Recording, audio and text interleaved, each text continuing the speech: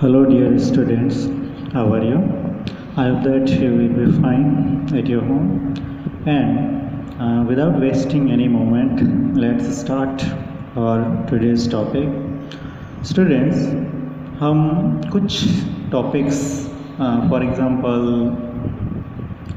pronouns, helping verbs, and before these topics, we have already known about alphabet. ये जो topics हैं जो एकदम स्टार्टिंग के पॉइंट्स हैं, इन टॉपिक्स को समझने के बाद जब बात आती है सेंटेंसेस बनाने की, और सेंटेंसेस बनाने के लिए हमें कुछ वर्ड्स को ज्वाइन करना है, जोड़ना है एक साथ, और एक मीनिंगफुल सेंस क्रिएट करना है इन वर्ड्स को ज्वाइन करने के बाद।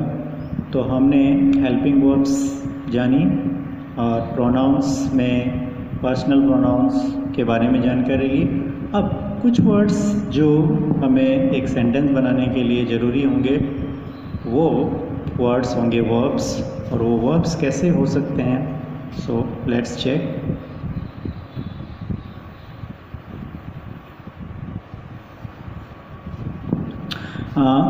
स्टूडेंट्स, आप कुछ वर्ड्स अच्छी तरह से जानते हैं इंग्लिश में और बोलते भी हैं, तो कुछ वर्ड्स जो आप जानते हैं उनको हम यहाँ लिखने की कोशिश करते हैं। जैसे आप अल्फ़ाबेट सीखते हैं तो एप्पल जानते हैं उसके बारे में, फिर आप बॉय, इस तरह से वर्ड है, फिर आपने कहीं सीखा गो, फिर आपने यहाँ सिंग, इस प्रकार से कुछ वर्ड्स जाने, फिर वाटर,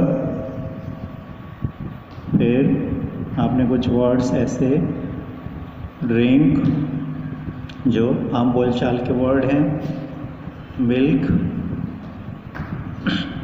फिर आपने कहीं से वर्ड सुना टेक, एंड कहीं से सुना गिफ्ट, और उसके बाद आपने सुन लिया गिव।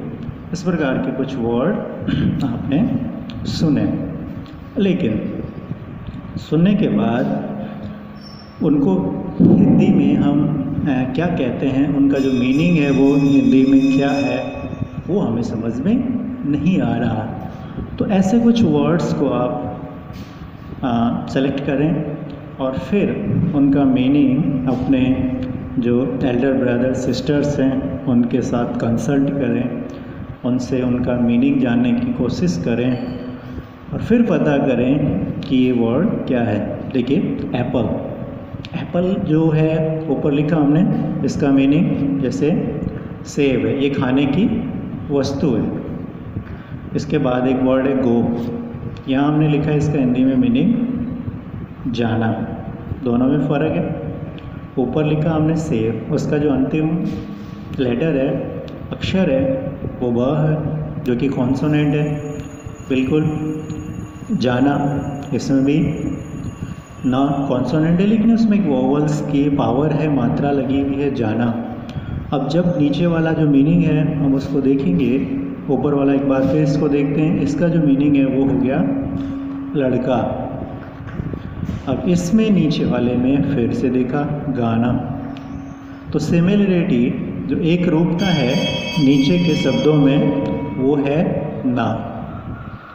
और अब इस बात से एक बहुत ही साधारण सा कंक्लूज़न निकल के आता है कि जो वर्ब्स हैं, क्रियाएं हैं, जिनमें कोई एक्टिविटी होती है, एक्शन होता है, उनका हिंदी में जब हम ट्रांसलेशन करते हैं, अनुवाद करते हैं, तो उनका अंतिम लेटर ना होता है। और इसी तरह से हम इनकी जानकारी ले सकते हैं। जैसे ये जल है, पानी, वाटर, लेकिन इसके नीचे है इसका मीनिंग पीना, सेम वही अंतिम लेटर। मिल्क है, दूध, ये दूध है, और इसके नीचे है ये फिर ग्रहण करना, किसी चीज़ को लेना, सेम वही चीज़ है ना। और यहाँ है गिफ्ट, उपहार, और नीचे लिखा है देना, गिव। तो एक बात स्पष्ट है कि जो भी वर्ब है उसका हिंदी में ट्रांसलेशन करेंगे तो उसका जो अंतिम अक्षर होगा वो ना होगा।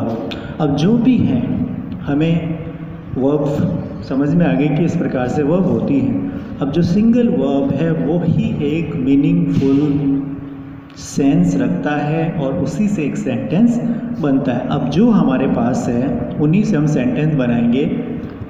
गो, यहाँ इसका मीनिंग होता है जाना, लेकिन जैसे हमने एक सेंटेंस बनाया तो इस गो का जो मीनिंग हो गया एक इम्पेरेटिव हो गया, ऑर्डर, आदेशात्मक, जाओ। ये एक पूर्ण मीनिंगफुल सेंटेंस है। सेकंड हमने इसमें वर्ब देखी सिंग, सिंग, जिसका मतलब हिंदी में जब हमने ट्रांसलेशन किया तो हो गया गाओ। वो भी एक ऑर्डर है, इम्पेरेटिव सेंटेंस हुआ। ड्रिंक, सेम इसका मीनिंग होगा वही, पीना था, यहाँ हो गया पियो। क्लियर। 4 नंबर पर जो वर्ब थी टेक, टेक मतलब ले लो। 5 नंबर पे गिव, दे दो। इस प्रकार से हमने केवल सिंगल जो वर्ड है, वर्ब क्रिया, उसको यूज़ करके हमने सेंटेंस बनाया। सेम बहुत ही सिंपल तरीका है सेंटेंस बनाने का। तो इस प्रकार से बहुत सारे जो वर्ब्स हैं आप देखेंगे जो आप सुनते हैं और बाय मिस्टेक उनको बोलते भी हैं। इवन सम स्टूडेंट्स यूज़, कुछ स्टूडेंट्स हैं जो उनको यूज़ भी करते हैं। तो ऐसे वर्ड्स का आप सिलेक्शन करके और फिर उनका अपने एल्डर ब्रदर सिस्टर से मीनिंग पता करके सेंटेंस बनाने की कोशिश करें।